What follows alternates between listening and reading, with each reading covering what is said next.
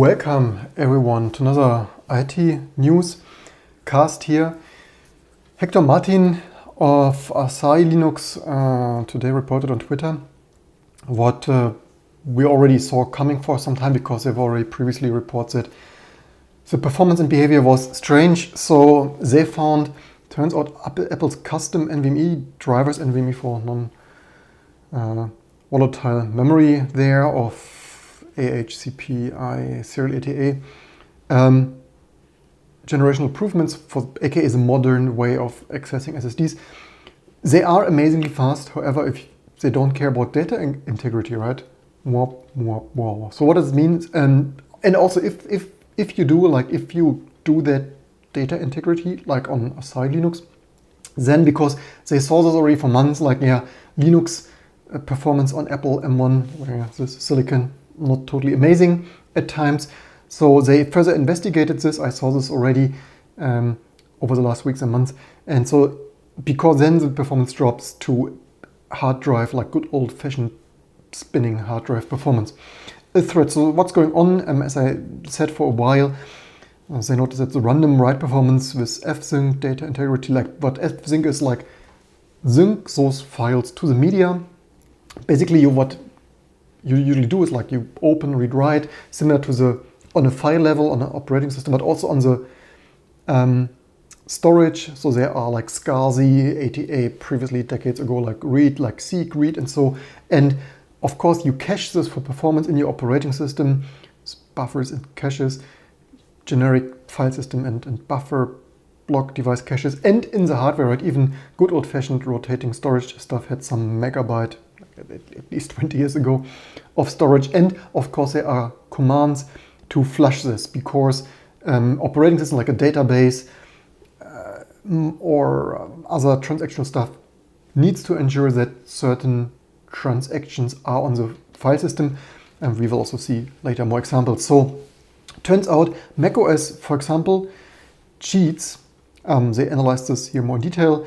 So if you have normal workload read, write and stuff, totally amazing performance, right? Outstanding, industry-leading performance on Apple M1 Mac. But until you fsync, right? And turns out on Linux, fsync will flush writes to the drive and asks it to flush its write cache to stable, what's a stable storage, meaning not in their DRAM cache on the storage device, but actually on the media, right? Whether that's transistors and flash drive or magnetic storage. On macOS, however, the fsync only flushes writes to the drive instead. So they are still in the cache of the drive, which might be 20 years ago some megabyte, nowadays dozens of megabyte, or even more in the case of the M1, maybe more to this later as well. So that means if in that moment, so far so good. However, if you have a power outage, you run on the last % of battery, or you have a real power, you run a M1 Mac without battery, and you have a power outage or someone trips over the cable, and also power outages like just today in Europe, storms, the other week in USA storms, global climate crisis and stuff, power outages happening more often, or peak bugs, right? Hashtag peak bugs. So you have a bug in the operating system and it reboots, because that's what macOS sometimes does. Data loss, right? So effectively, macOS cheats on benchmarks. Not that Apple would care about benchmarks, but also real life, right? They cheat not only on benchmarks, they cheat in real life. They make macOS appear faster than it really is if you would have data integrity, not losing iMovie edits when shit goes wrong. Doesn't give numbers comparable to Linux, and who cares about this? But also it appears snappier on regular daily use, because it just doesn't flush data as reliable or as data integrity to the media. So single thread, Python here, whatever. So basically with flushings like MacBook Air, it's single threaded, single Python rewrite test. So how to test, but also what is Apple doing, right? If some handful of Linux developers figure that out in here, right? And probably they should also update the testing there. What is testing, right? Recurring theme here, testing, more testing, nothing, replace testing, more than more testing. And with flushing, seriously 46 I/O operations per second, and not caching 40,000, also x86 iMac, similar stuff. So effectively, Apple's drives is faster than all the others without cache flushes, but it is more like 3 times slower than a slow Serial 80A yes hard drive, right? And this is crazy, right? The performance, I mean, between outstanding industry-leading performance and then like crawling to a halt like a good old-fashioned magnetical spinning hard drive from decades ago. That is crazy, right? I mean, what are the engineers even testing there? Even if you are a couple of sectors, you pay the huge flush penalty if you do any writes. Flushing on Mac, so there is additionally here, flushing in macOS means F full sync and not F sync, because it turns out there is a custom IOCTL for that, because as seen, F sync doesn't really flush.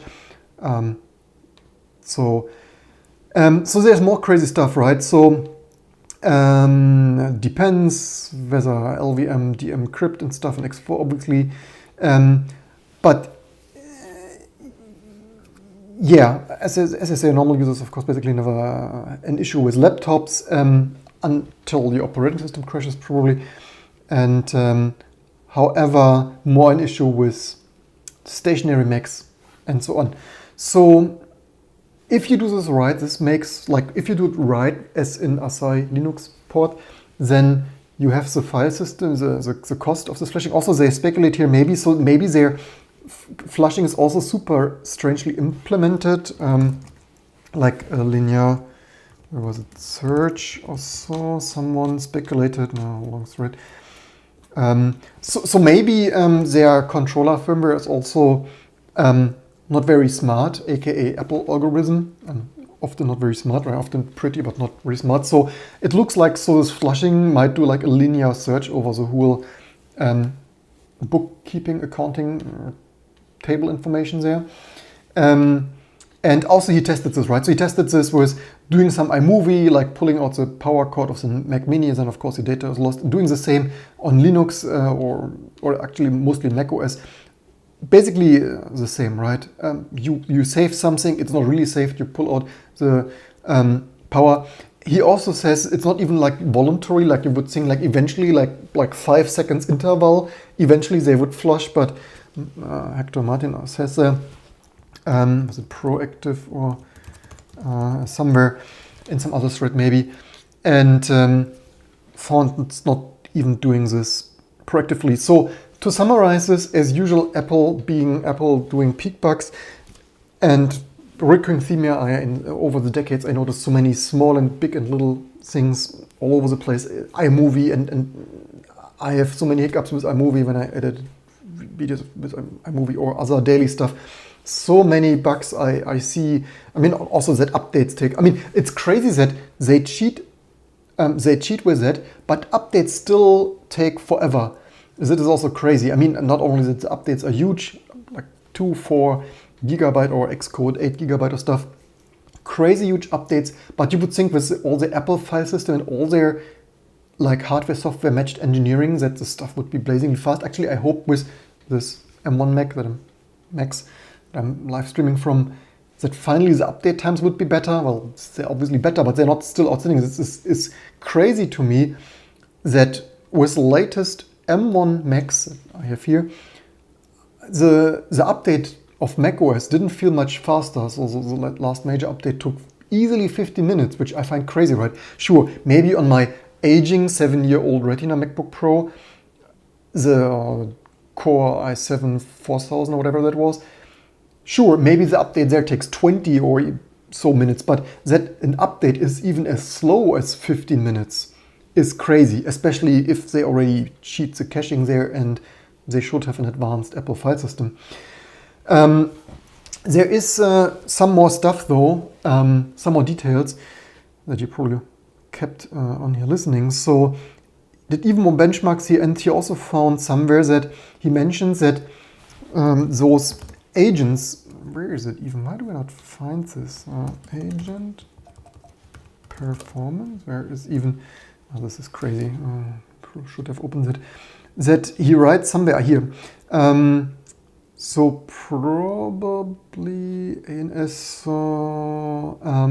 Here. So the NVMe controller is doing something memory intensive on flush commands. Maybe it's doing. Here's even the linear scan that I didn't find earlier because web browser find.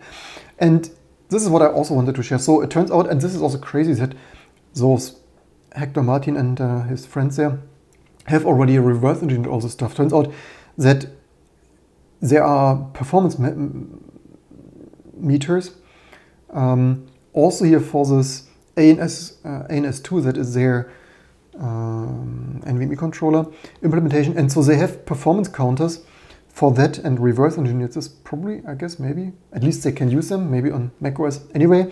And so the NVMe controller is integrated into the SoC obviously, and drive cache is using normal memory, so that is cool. Maybe I should actually make a dedicated video. So it sounds to me that this NVMe controller, this ANS Apple non-volatile storage, also 2 or whatever this ANS2 stands for, is sharing the same memory with GPU and CPU. And in some ways that is cool. Also that this, I think he calls this agents. I'm not sure if this is official Apple term. Agents probably like CPU and GPU sharing this caches and CPU bandwidth. And this is actually a pretty interesting thing. Maybe more SoCs should be developed that way, that you also have performance metrics and even sharing, like, I'm not sure if, probably that's not the case in AMD SoC, I would guess. Maybe I should actually research that. But also for your FPGA projects, right? If you write previous videos, generic cache and memory interfaces and stuff, having all those devices as agents and sharing that with the main memory. I mean, you've seen previously the M1 Pro, I think, has 200 megabyte a second memory bandwidth, and the M1 Max 400 megabyte, correct me, gigabyte, obviously, correct me if I'm wrong, something of that sort. And that is, of course, in some ways cool that you have such a memory bandwidth. The more crazy it is that their flash performance is so subpar and buggy, right? And only cheatness, performance bug, something. And so there's, however, some more stuff I wanted to share. So the other stuff I wanted to share is that I find this really crazy, disgusting, and not cool. And in general, what I often call out here, what I don't like in the industry, that I'll link to the thread, to the comment that is here. Of course, we can hear that. That should be that, probably plus minus whatever. There's some caching status, maybe I should have, no, whatever, doesn't matter. And this one thing that I really don't like, and actually that is more than not like, I hate and don't find appropriated that all those vendors at times, like Apple, implement their own protocol, because there is an NVMe standard that you can download there of hundreds, if not thousands of pages. I think the NVMe standard was actually one of the saner ones, like a really good standard, like unlike USB or stuff. And I really hate, and this is a bad example, and this is, of course, other companies do this also at times. There are certainly other driver implementations, but forking this protocol, implementing it in non-standard ways, and so that means that you need a custom driver, you need to reverse engineer all those details. You can't just, I mean, on ARM Linux anyway, but I mean, not that you would take Windows, but in general, in my opinion, this just creates to the scattered IT landscape and infrastructure where everything is buggy, right? I see buggy because proprietary custom stuff that Apple produced, yeah, nobody will look into this, and that's amazing. And maybe just some engineer didn't know better, right? Obviously, Apple nowadays is a huge company, and they also have so many programmers that probably don't really know their things, junior programmers, interns, and stuff. And I don't know, it's hard to explain why this stuff always happens, but although some things are a decision, the decisions they really made, because as they comment here from Asahi Linux, so this controller is weird in ways. The text works, both the admin and IOQ, this is an internal NVMe structure, control structures they share, same text space. Additionally, text cannot be higher than 40 hex, which effectively limits the combined queue depths to 40 instead, wasting half of that to the admin queue, which much less traffic, instead reduce the size here. And there's also a custom where was it? Custom, yeah, based on PCIe NVMe Express device driver, except Apple proprietary stuff.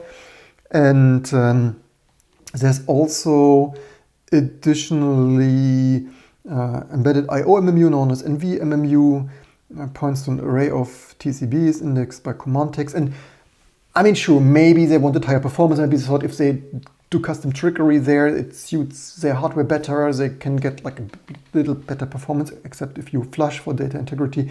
But in my opinion, this is not how it should be done. This is, in some ways, we should not even allow big companies get away with that, of like creating custom forks of a protocol.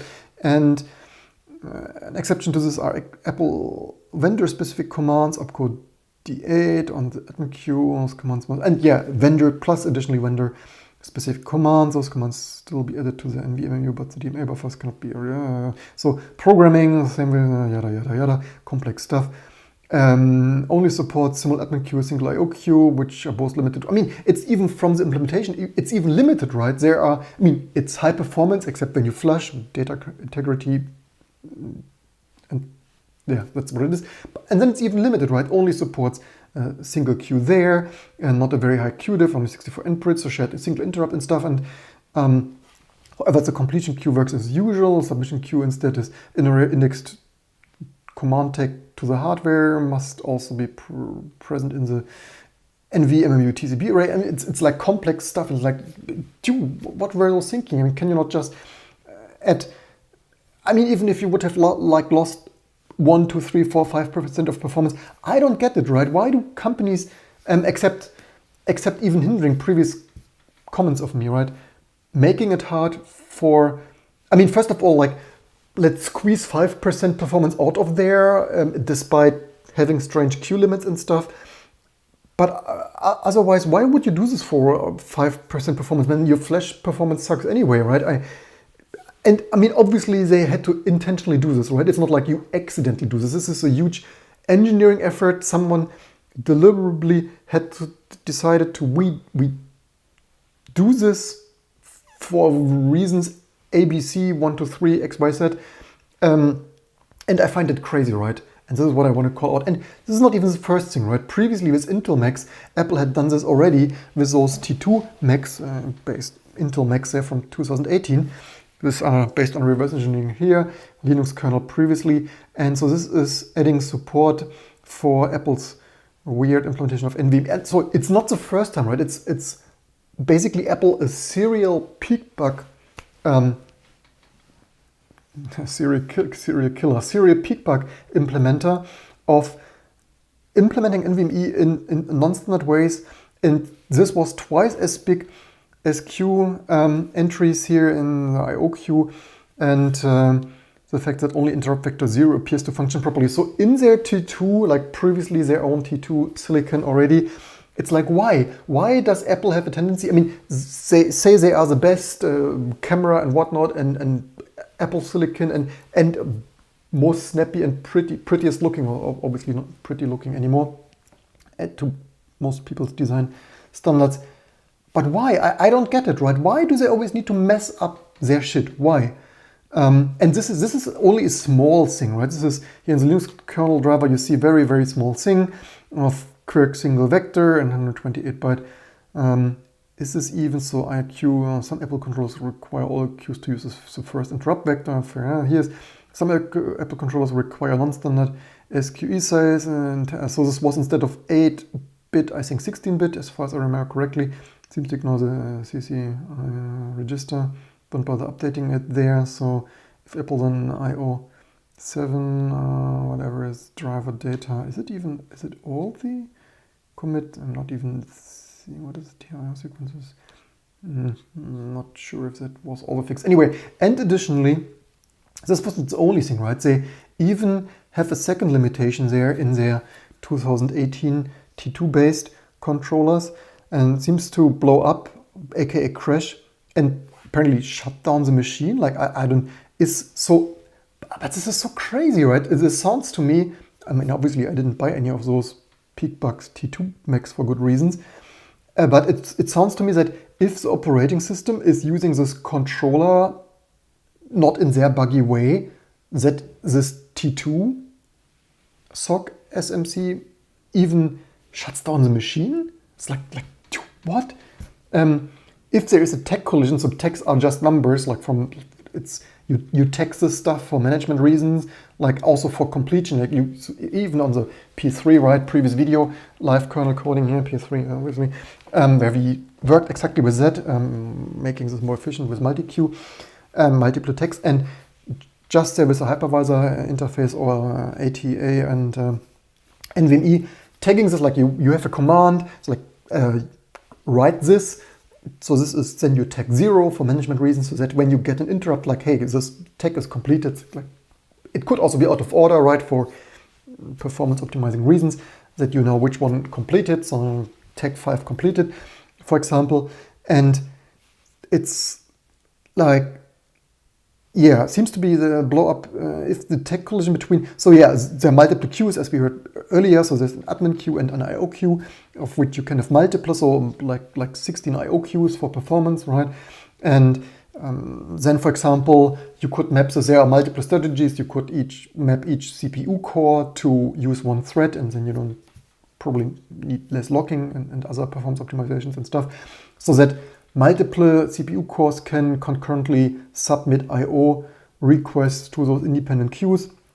But yeah, then you can't share those tags apparently here. And their suspicions that the use of their tags in internal tracking, and they don't mix well with the QID.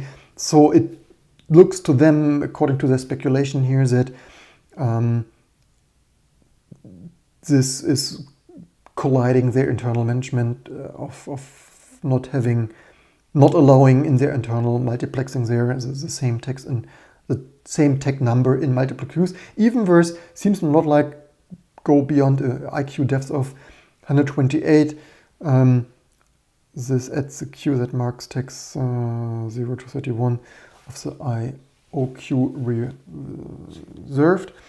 It's like, yeah, just another like more Apple quirks of this is in the meantime, I think even at least 3 of the previous, and this is also, this is why everything is so buggy, right? From, not to mention the bugginess of DOS and Windows, but like basically everything is built on a foundation of random strange bugs, and just because someone at some vendor, and this needs to stop, right? It needs to stop. There needs to be a standard, and certainly even with USB storage stuff here and so on.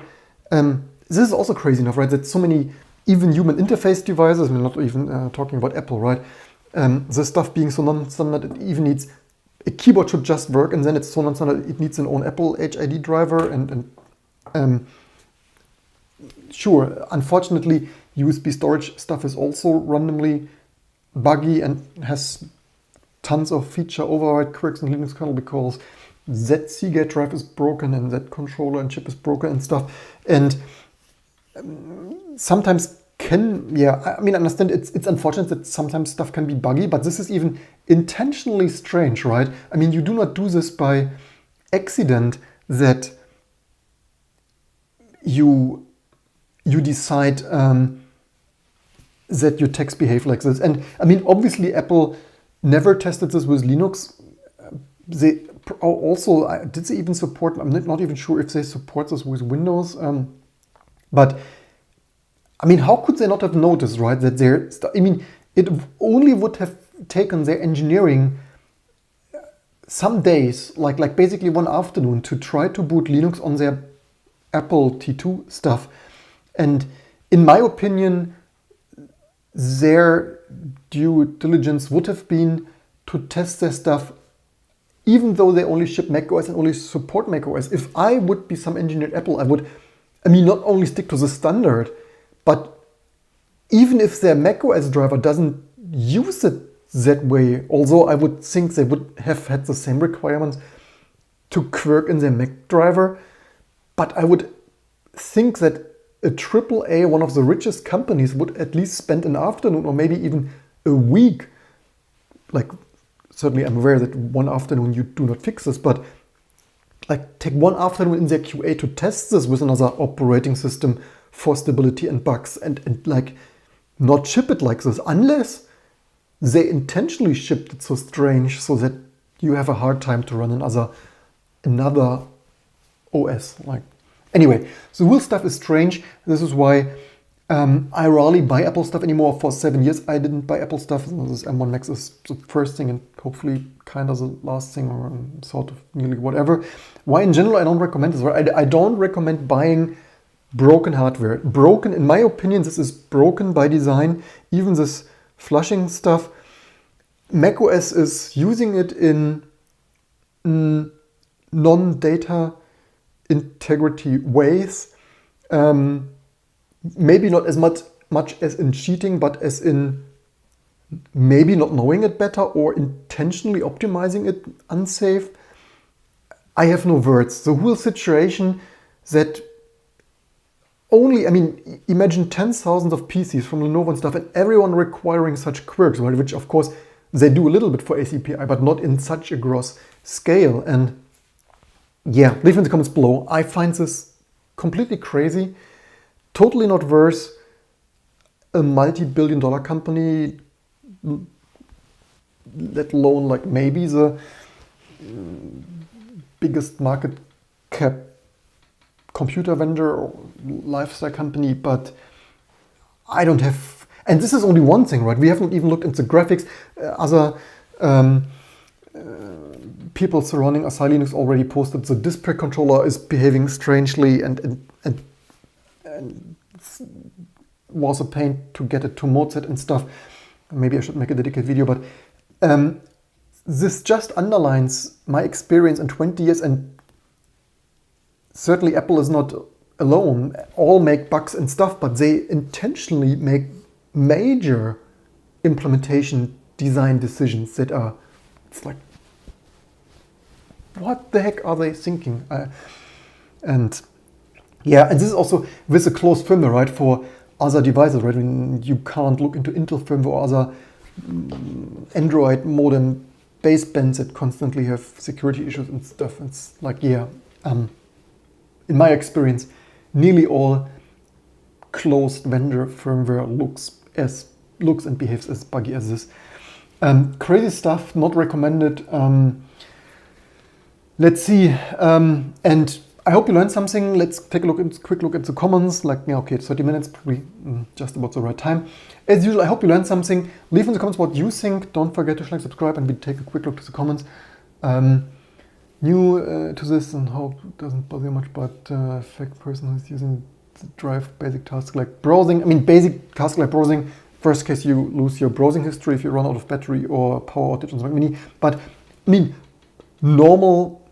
most average people would normally video edit or do something other serious. Like for people who do serious work that is more than browsing, like a 3D editor, video editor, you could lose your stuff, and it could also data corrupt, right? Also, imagine, of course, today on a battery-backed M1, the issue is not as gross because you run out on battery. But from my experience, if the battery degrades, like even in a year, the stuff probably starts to shut off. Like my Macs and friends and family, usually when the battery is a little bit older, certainly in the second and third, definitely the fourth and fifth year, the stuff starts to shut down, right? The battery is so degraded, even if it shows initially, like after 1 year, it might suddenly shut off with 10%, then like maybe each year like 10%. So,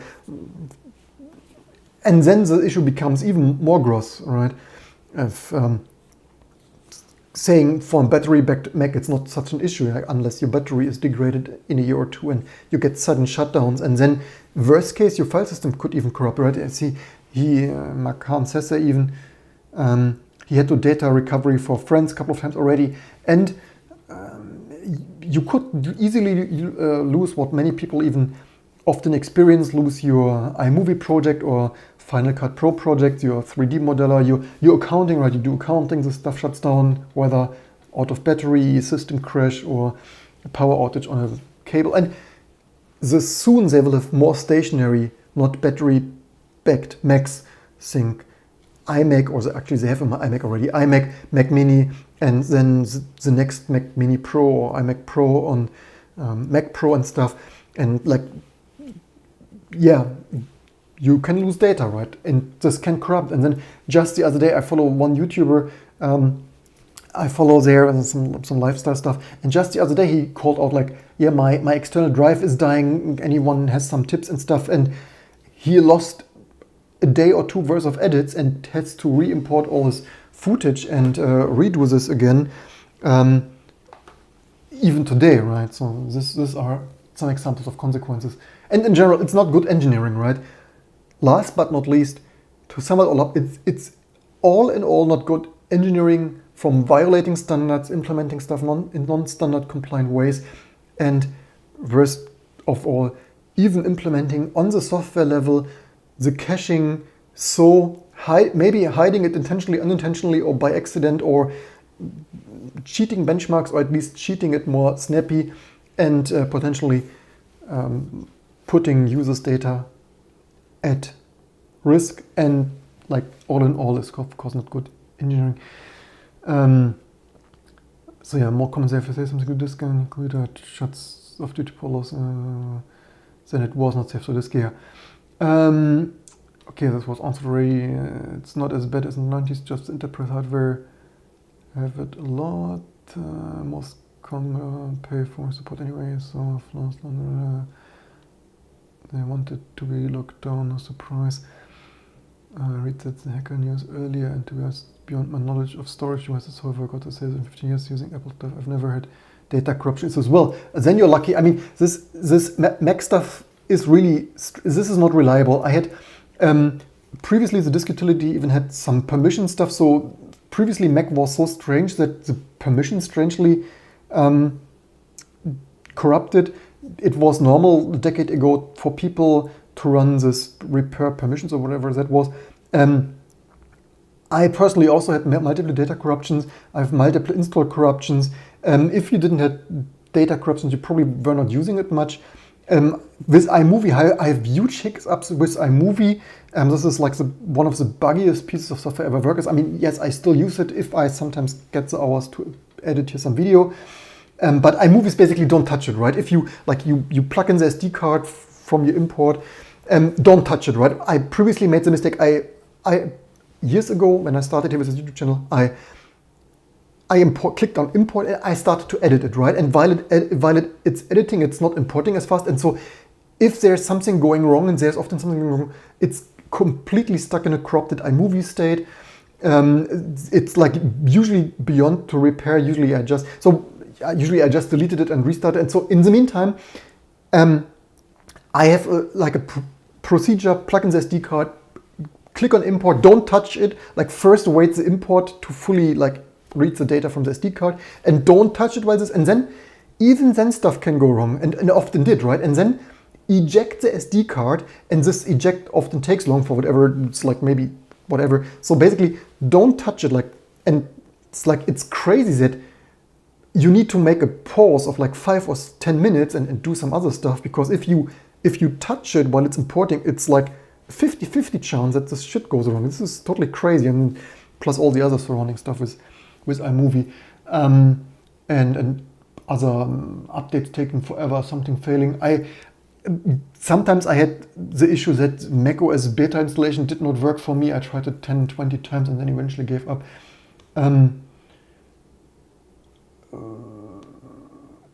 I extremely diehard stress Linux. I rarely had an issue with Linux.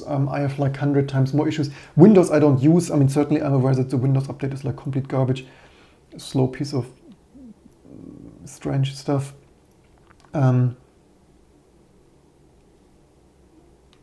From where it's battery packed systems, it's a well, it could still crash, right? I would still think if macOS crashes, which with peak bugs it sometimes do, I would think it still can be an issue with this crashing and rebooting. I'm not sure if the controller, especially with the shared memory stuff, if it's so intelligent to not lose something with a full GNU kernel panic crash. But as I said, if in a year your battery degrades and it suddenly shuts down with 1020, I think with my girl's super old MacBook Air, which obviously 7 years old, because we're giving Apple more money, hers MacBook Air shuts down now from 40%. So it's like, yeah, I mean, sure, this stuff is 7 years old, but as I said, 10% per year or something, and in a year or two, you get these issues with sudden shutdowns when the battery degraded. So yeah. What else? Data loss, system damage. Also have data loss. You talking about this all winner, right? Yeah, not the greatest fan of all winner stuff. All around flash cause a lot more complicated compared to block devices. Never thing really. Except Macs are not computers anymore, but appliances. Appliances are still computers, and I would also, in general, I said it before, I don't agree with Apple saying the iPad is an amazing computer and then not allowing. Why do they, and this is really shady and not really user-friendly move from them to allow, I mean, we need to be happy to still be able to be allowed to have the privilege and the courage to still be able to allow to install an other OS on your M1 Mac, but not on an M1 iPad, right? Why? And I would really like to legally challenge that, or at least make a YouTube video of going with undercover camera in an app store and asking for a computer and then buying an iPad as it's a computer, right? I can do everything, right? And then going like back the next day with my Linux CD and it's like, or Linux download, and it's like, this thing doesn't it's not a computer, it doesn't allow me to install Linux, right? I would really like this legally challenged. In my opinion, if you are not renting this, right? You're not like a PlayStation, like which you also didn't rent, right? But you're not subsidized. They're not subsidizing this. They're selling this to you for the full price, and you own it. And you should be, in my opinion, you should be able to do whatever you want with it. And if you want Android or pure Linux, aka for example T2 Linux or stuff, then you should be able to install whatever you want and not be locked out of your own device and stuff. So yeah, I hope you, so that's it for this video, and I hope you learned something. As usual, leave me down below what you think, and I hope you learned something, and to see you soon for the next videos and live streams to come.